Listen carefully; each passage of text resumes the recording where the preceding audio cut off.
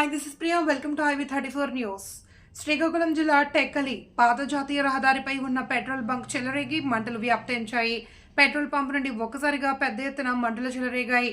పరుగులు తీసిన సిబ్బంది, స్థానికులు పెట్రోల్ బంక్లోని ఆయిల్ కొట్టే యంత్రం నుండి చెలరేగిన మంటలు అధికమవుతూ ఉండడంతో ప్రమాదం సంభవించే ప్రమాదం. స్థానికులు అగ్నిమాపక సిబ్బందికి సమాచారం అందించారు.